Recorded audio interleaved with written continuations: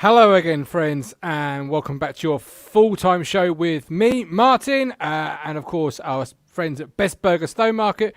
Consistently high-quality burgers at great prices as quickly as possible. And you're not going to see me like this because I am up here with fumability, I'm going to call it, because I shan't swear, angry at that performance. You can stick the good performance up your arse, quite frankly. It wasn't a great performance. It wasn't a good performance. You've left with, I don't really think, threatening the opposition's goal. And you've left with 0 points. I'll welcome in Cruncher and I'll welcome in Luke. Before I do go any further, just a reminder, guys, this is your part of the show. We want to hear from you. We want you involved. So get involved in the chat box or come on the show live. The link is in the chat. Just click that and get yourself on the show. However you want to do it, just do it now. So, Cruncher, Luke, talk to me, because if I talk, I'll be swearing quite a bit, because I like to give myself 24 hours after the game sometimes when we lose, and I need it today because I'm fucking angry. Talk to me. What was that all about? Rich? Well, we're so easy to play against. We are so pedestrian. You know, it's all in front of them. You're tip-tapping, and then you pass it into Nolan. It goes back to Toto. Whacks it long, straight to their keeper, you know. That was... I don't want to hear him. Did you know Lambert got a red card at the end? Did you see that? Yes, I still did. Did he? Yes, yeah, he was mouthing off to the ref. Now that's come from... He's obviously going to say there was a foul on Teddy Bishop in the build-up. I'd like to see it again. Excuses. Yeah. It's total excuses, because we would have been there until midnight, Martin, and we wouldn't have scored. We didn't. Apart from Edwards should have scored the header. Great ball in from Lancaster. We haven't threatened them. You know, it's all in front of them. We don't hurt teams. We're too... I said at half time, we're too easy to play against. It was crying out that game. I said to you, midway through that second half, we have got no plan B. We've got one way of playing. We got a striker on the bench. Well, we're 1-0 down. We're 1-0 down. This is where Dobra, it was crying out for him. It was crying out for Bennett, to change it up. Bit of pace about you, Luke. And if the worst we should have got out of that game is a point, get out with a 0-0. We've played poorly. Toto, for as well as he'd played until Tuesday, we said it in the pre-season show, me and Matt, he is a liability. He didn't need to touch that guy. And we can all say it was a soft penalty. He was going nowhere and he's looking for it. But he's made the referee, made him... the decision. Exactly. Keep your arms down. As soon as he went down, I thought, it's a penalty. And it's game over. And we didn't threaten. No, I've got a couple of people lined up to come on very soon. I can see you both in the VIP section. Just enjoy the free bubbly. You're going to need it. I'll get you on soon. I've got Eric Clacton still driving home. Enchar is slowly turning into a window cleaner again. And it's in fair weather. Enchar is showing that he's always got a mistake in him. Sid Driver. Nolan shouldn't play again. Holy terrible. Toto going back to Toto of old. No movement, no hope. The iceberg has been hit. Matthew Barrett, Hawkins isn't the answer. If Hawkins is the answer, I don't know what the question ever was in the first place.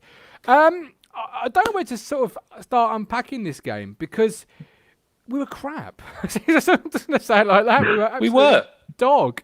They weren't much better. They weren't much better second half. It was going to be a 0-0 draw, wasn't it? I'm just getting frustrated because only Ipswich would your better players sit on the bench. I mean, like let's look at Liverpool. Someone mentioned Liverpool earlier. Virgil van Dijk, right? He's injured. Is he going to walk back in that Liverpool team regardless of what goes on? Yeah. Yeah, I bet he is. Yeah. Joe Gomez could play 10 out of 10 for the next 6 months. Virgil van Dijk is going to walk straight back. Why is Wolfenden sat on the bench? Why is McGuinness? We brought him in. These players are good, but they're backups, and backups have a certain limited shelf life. And Wilson, Holy, they've all lived. They've all had their... Holy, another one there. Got away with another one. Kicked it straight to there. Fair enough. Look, he's made a good save. Well, it wasn't a good save. He stuck out his long 8-foot leg, isn't he, really? But you see, David Pascoe says he feels for Toto because even if he breaks wind in the penalty box, the rest will penalise him. They can't wait to do it. Yes, it wasn't a disgraceful decision. He's made the ref... He's made him make a decision. He doesn't need to touch him. That's the He's key. going nowhere. Made, yeah. He's going nowhere. It's not a threat. Keep your arms down. The ball goes out for a goal kick. It's clumsy at best, isn't it? Let's bring Ben in. Ben, what did you make of today's game, my friend? Guys, I think you've got it all wrong. You've got it. This is a fantastic result today, because for 3 games, no one is not going to be on that goddamn pitch. That's what I said in the WhatsApp group. This is a fantastic result. We'll have to watch Emma Hughes. I wouldn't say Ben. He's a lot better. I don't usually start drinking at 5, but I've just cracked it out. Hang on, have you had half a bottle already? Yeah, that was full at half time. Yeah, it was. It's not good, and the trouble is, I think we have gone back one whole season, almost 365 days. I've said it on one of the boards. The big test for us was this week. This was the test. Is this just our 15th in a row false dawn, or have we actually improved? And I thought we had last. So I thought actually we are playing better. Well, we've just played 2 teams that are going to be either up there or in and about there, and we have completely failed. I think Toto, I got it wrong last week. I said he had 5 good games against weakened opposition. They're not great teams he's up against, but he's come up against a little bit of quality, a bit of pace, a bit of attacking, and he's been absolutely found out. I thought he had turned a corner. I've got it wrong. Yeah. Oh, absolutely. What is it, Luke? About this football club, it just doesn't seem to be able to know football. I mean, why are we now so rigid? Last year we couldn't settle on a formation. This year we're so hell bent on playing a formation, regardless of who's available, whether it fits it or not. Would you? Even when you're losing, Martin, we're 1-0 down away from home. We need a goal. Yeah. Change something. Something. I've wrote a couple of things down on a piece of paper. I was like, bad game management, exposed against bigger sides. Same story as last season, ? I think, the goal happened. No, neither, as you were saying before, neither side was going to score in open play. It wasn't going to happen. It took a penalty, something like that, for one team to win. Luckily to the Lincoln side, that they got a penalty and they won the game. But from our perspective,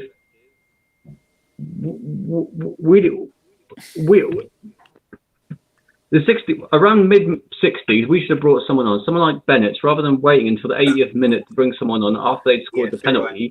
The game was turgid. It was crying out for someone. Even putting someone like Steers up front, like, with Hawkins, changing it, doing it differently, it didn't happen. Now you've got, Enciada's clearly going to get dropped. Nolan's obviously suspended for 3 games, and the only other fit midfielders we've got that could fill in this position at the moment are McGavin and Hughes. So that's another conundrum. What if, Hughes has fought with injuries over the last couple of seasons? What if he gets a groin strain or something like that?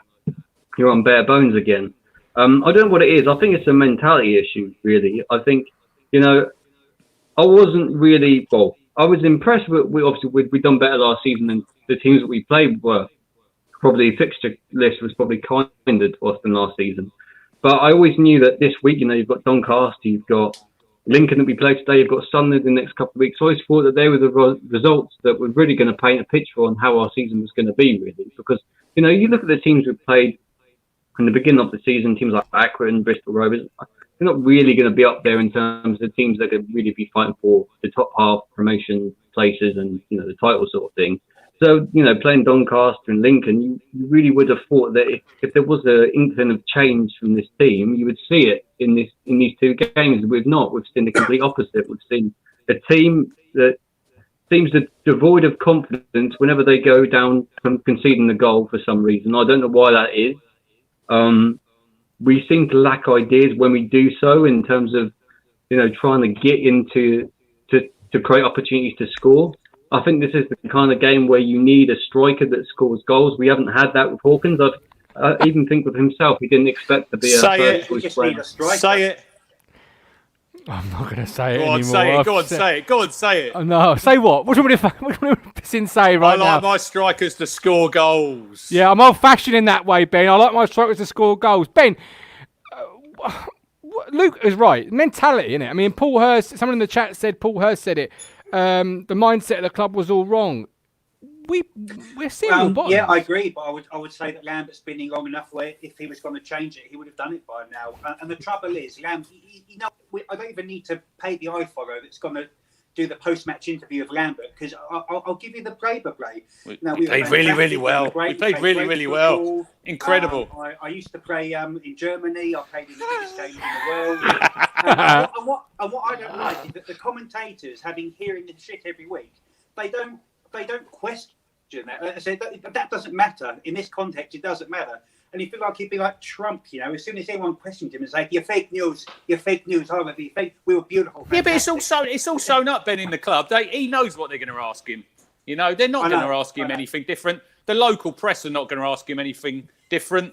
The local radio are not going to ask him anything different. It's the same old shit for another season, and it will be, Do you know what kills the most, actually? I can watch that today, and we've all been used to this. I mean, I'm 36 years old, It's been 20 years since I've seen, when I was a young guy playing football. So I'm used to this. But this season, what kills me now, it was the hope. 5 games, we were playing well. We haven't conceded. Toto's come on. Jesus Christ, Chambers is pinging it around the pitch like he was... I didn't know what was going on. And then we're back to normal again. Oh, hang on. It's not that bad. I've just had a beer delivered. Who was your worst player and who was your best player? Before I bring Adam Flatt in, Ben, who was your worst player today, and who was a player that gave you hope for Tuesday night? I would say, and it echoes for half time, I'll say Nolan was the worst player today. Forget the sending off. Sideways, backwards. He actually done 2 moves where he actually went all the way around the ball, 360. John Heim. I can't even do that in my kitchen. I'm too old. But and my best player, I've got to say, was Hawkins. I thought he held the ball up well. I thought he put himself about. He hasn't been in the side long. For what he was told to do, I thought, yeah, great. It's just a shame he doesn't have anyone to knock it off to.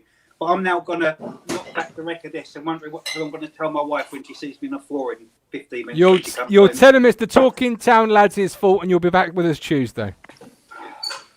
Good man. Nice Appreciate you. Adam, welcome in, my man. Talk to me about your opinions on this afternoon's absolute Rocky Horror Show. I've got Simon and Garfunkel Sound of Silence blasting in the kitchen tonight. that was bad, wasn't it? Oh dear. It wasn't good. Well, how has Paul Lambert made this football club better since he's been here? He hasn't, has he? Let's be honest. Today I think is. I don't know why I'm more angry about today than any other dross game of last season. We capitulated in the season we got relegated. Today was just... It showed up his inability to change games as a manager. He's just poor tactically. And then, I didn't see it. I pretty much turned off the stream as soon as the final whistle went. I didn't see him get sent off or badmouth the ref, but that's pretty poor as well, I know probably tempers are flaring at the end, but it just sort of puts the icing on his cake today, doesn't it, Paul Lambert, getting sent off at the end? I think he does that to deflect, personally. Job well done, probably. He'll turn around and say we were excellent, we were incredible, we were undone by the ref, but we shouldn't let maybe a few dodgy refereeing performances escape the fact that we were dreadful today. I was asleep for most of the first. Yeah, but Adam, if you listen to the radio and you listen to Alex and Brenner, they said we played so well. Well, no, we didn't. We did not. I had the Lincoln commentary on, and the guy doing their Lincoln commentary had an orgasm every time Lincoln got the ball in like mid-half. As it should be for the home commentary. I keep hearing this afternoon. I'm like, yeah, that's what it should be for the home commentator. They should be excited you've got the ball. Are we used to the fact that when we have the ball, it's always going to go nowhere? I don't know. Get back to the subs. We were on here against MK Dons. It made all the subs by 55 minutes. No plan B, Cruncher. No plan B. I've said it before, but I said it before, Adam. I said it on the pod 2 or 3 weeks ago. We've got one way of playing. Alex Maffey's... No, piss off, Maffey. Nolan had a shit game. And the thing with Nolan, against Arsenal, 23s, he done exactly the same when he got frustrated near the end and he played a really bad tackle and he was lucky he didn't get a red there. Punch the chair, just because apparently that goes viral. But just an idea. Not him. It was a shocking tackle. It was a shocking tackle by Nolan. It was bad, wasn't it? It was bad, and it just sort of. Summed him I up. think it's somebody's game up. No, it don't. It don't. Because you don't kick fuck all for the rest of the 90 minutes. Like, if you were a dirty player, I John. agree with you, Martin. If he was Adam, if he was a dirty player, I could get on board with that's going to happen from time to time. He spends the first 89 minutes dancing around the pitch. He had one, I think it was second half, he had like a 50-50 one, middle of the pitch, and he sort of pulled out of it, and I thought, you fairy, get your foot in there. He winds himself up. Get stuck in there. He winds himself up. And you could tell that all through that game, he was getting closer to that referee, closer to the referee. He was starting to argue back. I said, no, what's that, didn't I? Gobby. And in the end, he got himself so over the top, he wiped him out. And I'm actually of a mindset where it might be a benefit to us for these 3 games because it might force us to change from this plan A of 4. I think it will because I don't think he's got one. I don't think he's got a plan B. I don't think he knows what to do. Well, it was frustrating that you had 3 defenders. I don't think he's got a clue. You look down there and it's all arms throwing up in the air, and it's just like, well, how about maybe doing something completely different, changing shape, just giving them something else to think about. Lincoln's 2 centre halves won't have had an easier afternoon all game. But Adam, you say Hawkins to deal with. That was it. You say change shape, but he's got 3 defenders on the bench, Adam. 3 defenders. He's got 4, hasn't he? A goalkeeper, 3 defenders that you're not going to use. I'm no Bielsa. I don't claim to be, and I'm not a football manager, but he's paid good money to figure that out, and he hasn't done it for however long he's been in charge. The town person, it's his job to figure that out. It's his job to get them to play well, and I just don't see it. The clock's ticking. The clock's ticking on him, Adam, because he knows his reaction at that final whistle. It's a man under pressure. It is.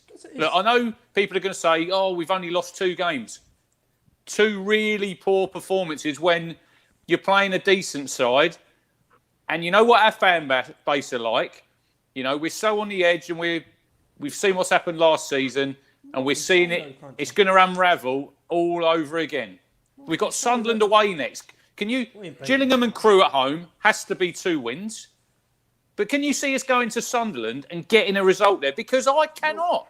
And Rob Davis, Martin, was spot on this show last Saturday when he said he worries where the goals come from.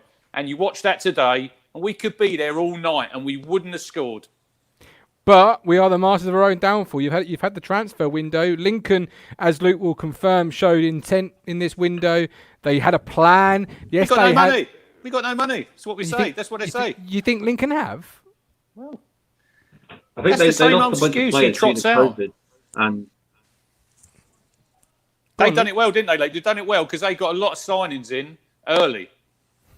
yeah, they lost but they needed the cost cut due to COVID, so they lost a bunch of players. I think they lost 14 and brought in 15 players. So they basically changed like most of their side. I think they lost to Kinday, went to Gillingham, and those kind of players.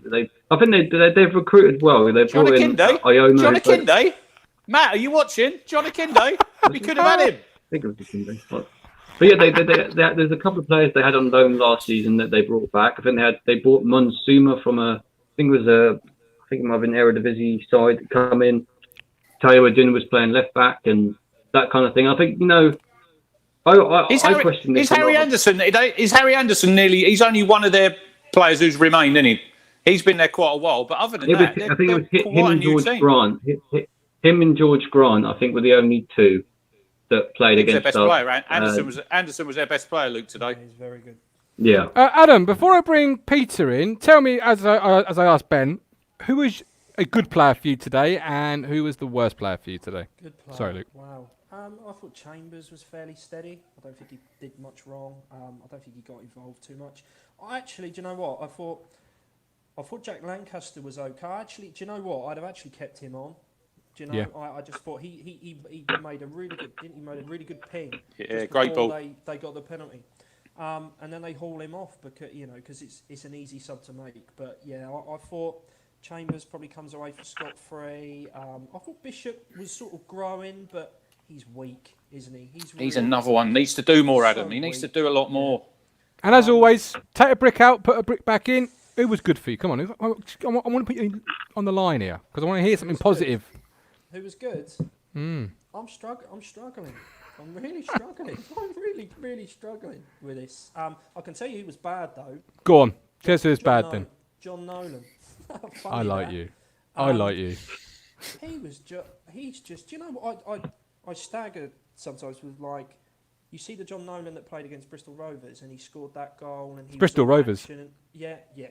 And I'll take a bet with anyone now that any of them teams we beat at the start of the season don't get anywhere near the top 10 in League One. No chance.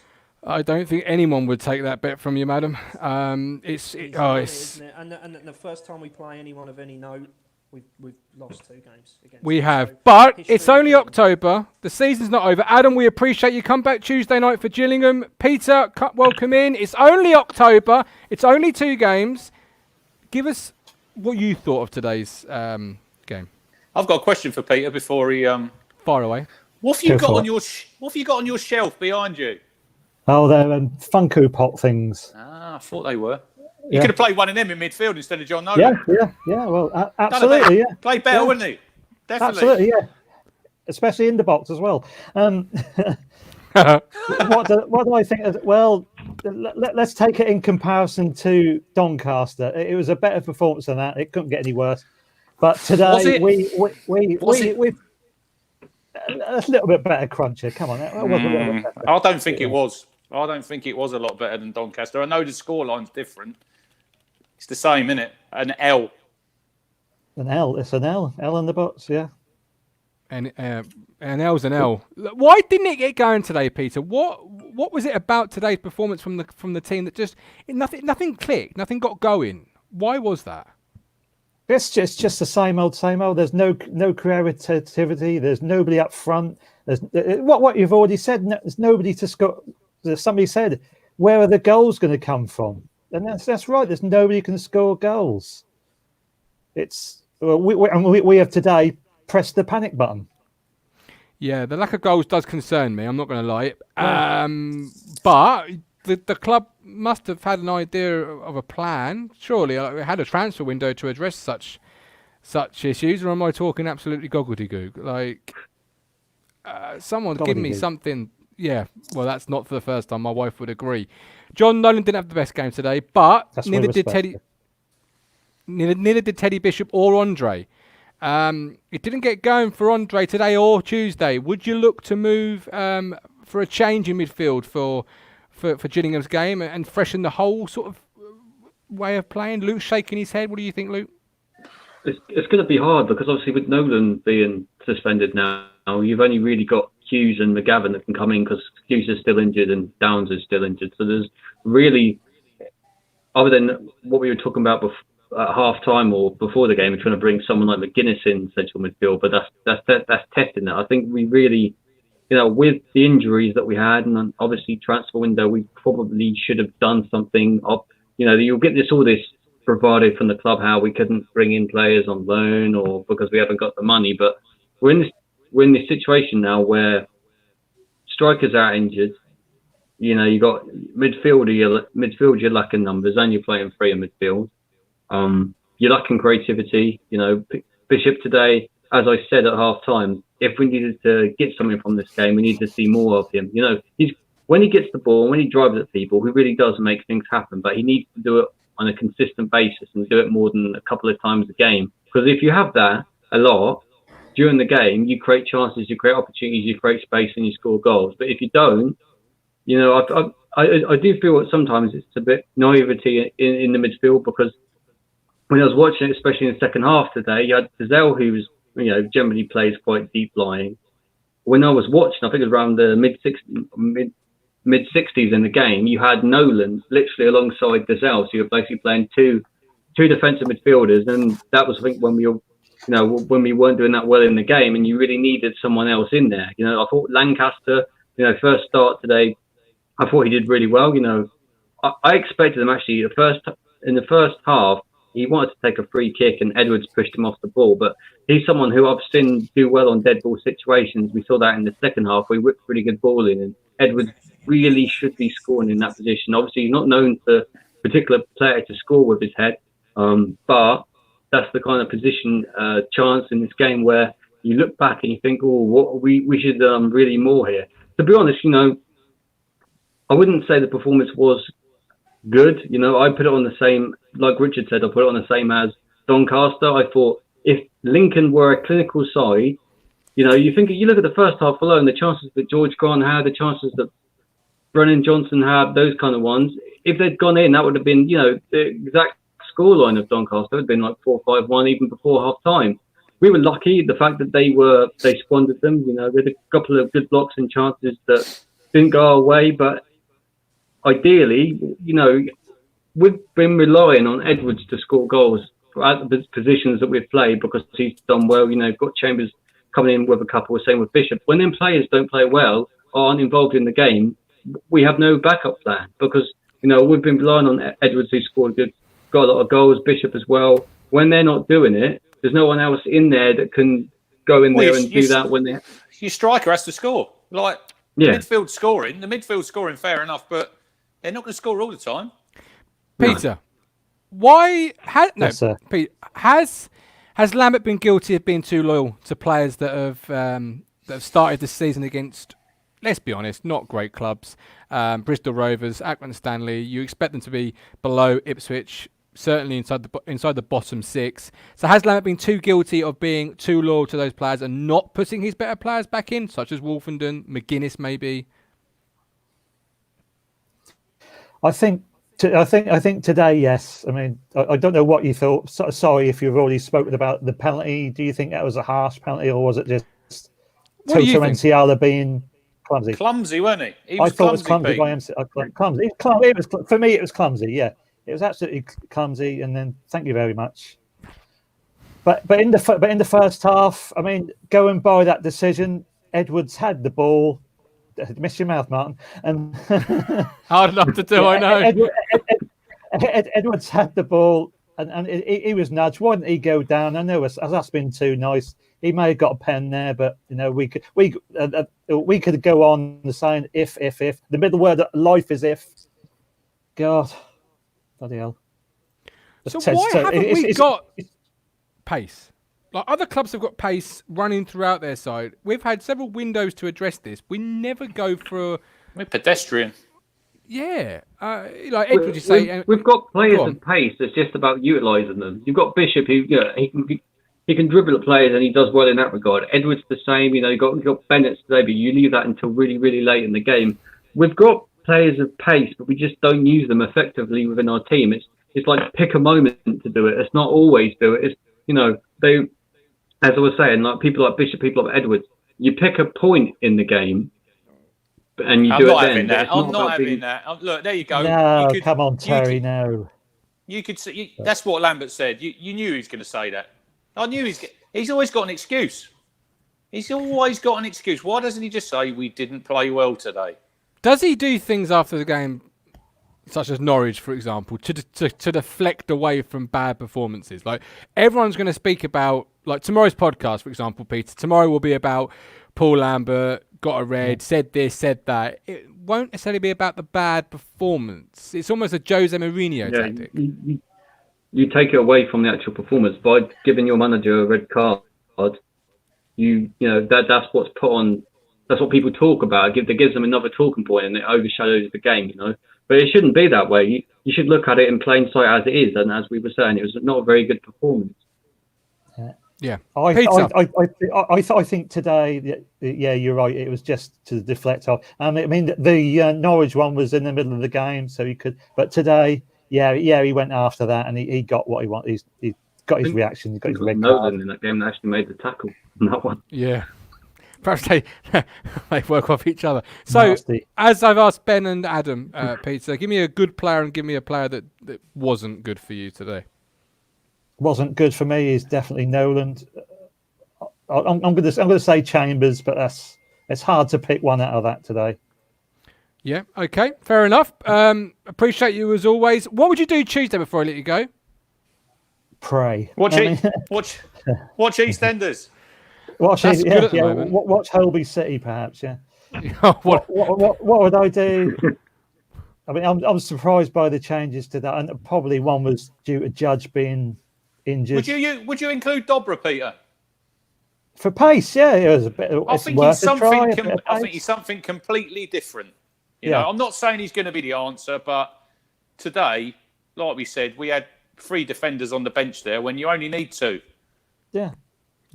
Oh, absolutely. Yeah, Dobru is a plan B that we don't currently have. Peter, we appreciate you, buddy. We'll see you Tuesday. We'll see you Tuesday. Curtis, first time linker. How you doing? I'm all right, boys. I'm all right. Even after that game? Well, you know what, mate? I put the comment in. We all asked for consistency, and that's 2 seasons in a row now where after the first 5 or 6 games, we've now decided to capitulate. So, I mean, we can't ask for more than consistency. We asked for it. They've done it twice in a row. I mean, you go through that team today. I mean, did any of them really want the win? Did they? I mean, I put a comment in, starting from Dizel's clearance, where they hit the bar / post, whatever it was. Why is he passing sideways? If it's there, boot it up. Like it makes no sense to go sideways when the obvious answer is to go forward. I understand there's people who think, well, like if you want to play sexy football, but you can't do it. You can't do it against teams like that. Especially, I mean, we were done for pace today, weren't we? We were completely done. Like no one in that team was running. I mean, you say pick a good and bad player, but who really stood out today as good? Like no one there, Curtis, would get more than a 6 out of 10 for me. Yeah, well, lucky to get 6. Yeah, I think 6 and 5s. Nolan, 3. Oh, it's right. I love Holy as a person. He seems a top lad. Yeah, but we've said this before. Curtis, on the pod. Me, Martin, and Matt. It's all right putting out these great Instagram posts and oh yeah, Holy's a lovely guy. He's a shit goalkeeper. And that's the issue. And I put it on the other week, and then I had a reply back saying, well, like you don't want to start messing around with goalkeepers. Well, I don't want him. I don't want him in net. Like every time the ball comes to him, crosses. I switched over to Lincoln commentary, and I tell you what. I always do, but every single commentary team now notices the danger with him. He's 6'9" or whatever he is. He's only 6'9" goalie who can't catch the ball. He plays like a borrower. 6'9" goalie. I mean, he doesn't come for crosses, and when he does, he fluffs at them. We can't have confidence. I mean, we've only had small chances to see Cornell, haven't we? We've only had small chances, but from what I've seen, he's a lot better at playing with the ball.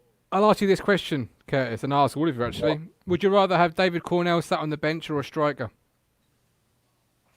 We ain't got no strikers. I know, because you brought David Cornell to the football club. That's the budget. That is the budget. So would you have rather brought David Cornell to the club and had Harry Wright, or would you rather brought a striker? I said that before. You had Adam Prizebeck, you had Harry Wright. Like you said before, when you had Richard Wright and you had Lee Bracey. Lee Bracey was never going to play, Martin. He never played a game for the football club. He'd sit on that bench, he'd do the warm-up, and that was it. He was great on the radio, by the way. But we're not talking about a nearly 40-year-old goalie that you know is here just like a bit like Cole Skuse, getting that coaching experience in an emergency. We're talking about someone who's been brought in to push him. Well, if he's going to keep making mistakes, when are you going to say enough's, He doesn't rate him. He doesn't rate Thomas Oley. We said it in pre-match. You don't get another goalie in if you really believe in him. No, give me a striker. Give me a striker with Harry Wright sat on the bench or Percebec over bringing in Cornell, who's not playing for free. So there's money there, do you know? And Luke's nodding his head. Luke, fire. You know this recruitment side of it. Fire away, son.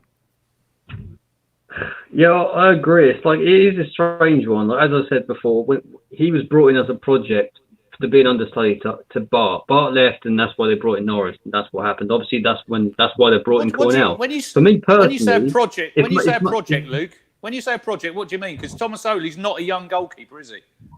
It's not my words. I read it in the article was what Jimmy Walker said when he signed it.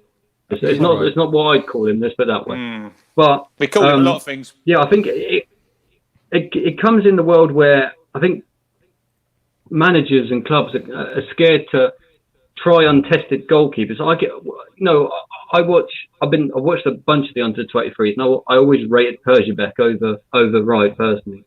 So when he went out on loan to Braintree, I was a bit like, well, you need to get some first team football. But part of me thought, you heard this bravado throughout lockdown and that sort of thing, how, we need to rely on our younger players and, we're not going to have a lot of money to buy on people. I would have rather had a Bergevek or a Wright or whoever as a backup and bring money in to, utilise the other end of the squad. We know we're a club where we're going to get a horrific amount of injuries every season. It tends to happen every year. I think now it's like 12 or 13, maybe less than that, injuries. I would rather much have a striker, whoever it be, on loan, free transfer until January, whoever, on the bench instead of a goalkeeper. Because you were saying it beforehand, we started this game with Cornell on the bench, with McGuinness, Wolfenden and Kenlock. That's three defensive players on the bench. You could put a Dobra in, as I've said before. When games are tight, nothing's really happening. He's the kind of player that you can bring on. I think it'd be the perfect player to bring on today for someone like Bishop. He's played 90 minutes. I think he struggles to play 90 minutes in a row. And bringing someone like Dobra on, who's got tricky feet, he can make stuff happen, he can score goals. Bringing on for someone like Bishop would have been a perfect change. You don't have it, You've got whoever. You've got Bennett, you've got Steers, you've got Judge out injured now, and you're struggling. You're searching around thinking, who can I put in? But that's an interesting one when you were saying about another striker. So I listened to Darren McAntony's podcast, and he said Peterborough had left enough room in their salary cap just in case they wanted another player. There's room in there. We haven't. We've wasted it on another goalkeeper. We've wasted it on a Kolskus. We're not getting nothing out of these players when we all know here what's going to get you promoted. Goals. Curtis, I'm getting an exasperated sort of feeling amongst the fan base and the guys here tonight. The problem is, it's as you mentioned there, you've got Dobra there. Whenever we see him, exciting. You want him on the pitch. He'll change a game. He might be a lightweight, and he obviously does need to build it up with games. But how's he going to build it up in the under-23s? Like you want a player on the bench, or you want him in the starting 11 even.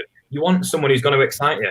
I don't want to look on the bench and see Freddie Sears. 100%, definitely nailed it. Again, on his day, he can play really well. Does he excite you? Not really. I mean, I'll look at that bench today. Emir Hughes. If you bring me back the Emir Hughes of 2015 to 16, you're not having him. You're not having him, Curtis. He's not going to be that player again. If you bring me back that, then fair dues. But he's not that player. He's not that player. He had a horrific injury, and clearly it's affected him. When he plays, he's a slightly better Nolan in the fact that he might sometimes dart forward and then let off a loose shot into the keeper's palms. There's no one interested on the bench. I mean, Hawkins again. Hawkins would play perfectly in a two up front. Yes. He would. If you say, for example, let's give the Sears and Murphy treatment. You play Sears on hand with Hawkins. I can guarantee that'd be a really nice pairing. But I mean, you've got Hawkins up front today. He's picking up the ball. Who's running around him? We said it half time, didn't we? Batman just going to the side, and you've got Bishop. I mean, trying to dart in and around people. What really annoys me is it's these. You see Dozel with his passing. What are these no look passes? I'm thinking, there's no need for it. Just get past it. Look where you're going. I understand sometimes that bit of trickery will work, but I mean, we're Ipswich Town. We're not we need to get out of this league, and we're not going to get out of this league with tippy tappy around the back, especially with NCR. What has happened in the past 2 weeks? We didn't face anyone of note. But what's happened in the last 2 weeks, where he's probably looked back at a few games from last season and thought, that's the form I need to replicate again. I think it's just Toto, isn't it? A bit like Manuel Thetis back in the late 90s. He would have good games and then be absolutely catastrophic. Sometimes all in the same game with Titus. But he's in his third year, isn't he, Curtis? And the choice is now: do you put in McGuinness or do you put in Wolfenden? Because when McGuinness played against us, I mean, my mate sports article, I said, even before we were even linked or whatever, I said, here's someone that we need. But then again, Wolfenden is ours. He's ours. So therefore, if we plan on selling him or if we plan on developing him, he needs to be the one that plays in front of McGuinness. I'd play both. But but then if you replace both, do we then go through the whole spiel of, well, you've now disrupted almost like a whole back line? And yeah, but I'm okay disrupting Wilson and Nsiala, quite frankly. Definitely. You know, I'm okay with that. Wilson again is a bit like Wilson's better than Nsiala in the sense of he doesn't have the same mental lapses, but they're both very much the same. They'll be up here 1 minute and then down here for the next 3, and then come back up here, and you never know which one you're going to get. And sometimes, as Doncaster, you got both of them down here. So it was curtains. I would love to know how long we spent in our own half during that game. I would love to know how many minutes we spent camped in our own half. That would be such an interesting stat, because apart from the rare chances where we did a few diagonal balls to get to try and attack, I mean, we just every time we got to the middle, like Lincoln pressed us and we just pushed all the way back. There's no. We don't work a 4-3-3 the traditional way. Like it's a 4-5-1. It's more of 4-5-1, and the striker's isolated up on his own, and no one's around him. But look, I've said it before. I said it to you. I said it earlier on in this show. That game was crying out to bring another striker on. Go 4-4-2. The game was there for the winning. I know you said it was 0-0, Martin, so it was a bit of an obvious statement that I made, but it was there for the winning. But the least we should have got out of that game today was a point. You know, nothing was happening second half until Toto goes and has an aberration. And did any of us on here think we'll get back in this game? No chance. There was only one team I could see winning that in the first half. There was only one team I could see. I didn't. And again, that's probably the pessimistic side that's been built into everyone. But there was only one team that I could see, especially with pressing us as much as he did. I mean, we mentioned a striker there. It's a shame that Jackson's had to isolate. Because with his pace up front, and again, still play up front then, shouldn't he? Because anyone up front for us is isolated, so he might as well be up the top. With his pace up front. But again, I was about to say, would he have scored? Because we tried to sometimes play one up front in the Championship and last season, and he looked isolated then. Again, the strikers that we have, they're not suited. They're not suited to one. But why have we suddenly got to now with Lambert? How long's he been here? This is two and a half seasons in. Why are we suddenly now playing 4-3-3? We should have been playing it from the start. And he's wanted to. He has wanted to in his defence. He just hasn't been able to have the personnel. But now he just seems hell-bent on trying to shoot anything in there. You know, it doesn't work. But I don't want to say Tuesday is a massive game, but Tuesday is a big game. Gillingham at home. Steve Evans. It's a league game. I think they've lost 3 games 2-0, haven't they? The last 3 games they've lost 2-0. So they need a result. So, Curtis, what do you change for Tuesday night? I'll ask all of you as we round up today's show. Hello, dog. Come on, Curtis. For me, I think, again, it's not wholesale changes. I think we have to, unfortunately, keep the same team, bar Nolan and Holy. I think Nolan does not do enough in that side. He doesn't do enough. He doesn't create. And he doesn't even offer anything in defence. He just does one thing, and that's go sideways. He does nothing. And Holy, I pat myself every single time the ball comes to him. And we need to look a lot more confident. But then again, I don't know, because I want to also change one of the defenders, because I think NCR has had his chance now. He's two games and he's out. He's out. Like, I think having Wolfenden at the back, I think he will bring that relax. Because while Lambert says he's too laid back and relaxed, I'm not going to lie, when I see him play, whilst he might be laid back and relaxed, I'm a lot more relaxed seeing the ball go to his feet and seeing him ping it across, rather than the ball going to NCR and him hoofing it up to, well, God knows, Alan Judge up front on his own. I personally take Holy out, Cornell, pop him in, take Nolan out, I don't know, find that 15-year-old lad who played for us in the EFL Cup last year, shove him in. Like anyone, like it just anyone that can actually cause a bit of excitement, because I mean, I think teams are starting to figure us out, really, aren't they? Like you said before, we're rigid. We don't know how to move into a different formation, and they know if they press us enough, we've got a dodgy back line that eventually, I mean, like I said, the Lincoln commentary said one of these passes at the back is. He said, "I have no doubt that one of these passes at the back is going to go aloof today," and it happened now. And we just, I think, I personally, I don't look forward to Tuesday. I think it'll be. I think it could either. I think it has the makings of a drab 0-0 or a horrible 1-0. Like it's. I mean, what about that side excites you after today? Like absolutely diddly, mate. Absolutely diddly. Against Doncaster to go out and show everyone to stop being pessimistic today, but no, like it was. I mean, what on Tuesday we're just gonna fall back into line and expect the worst over the next 20 odd games and win 4, and Lambert gets another 5-year contract in January. It I don't know, and I'm also for the argument that if we do get rid of Lambert, who do you actually go for?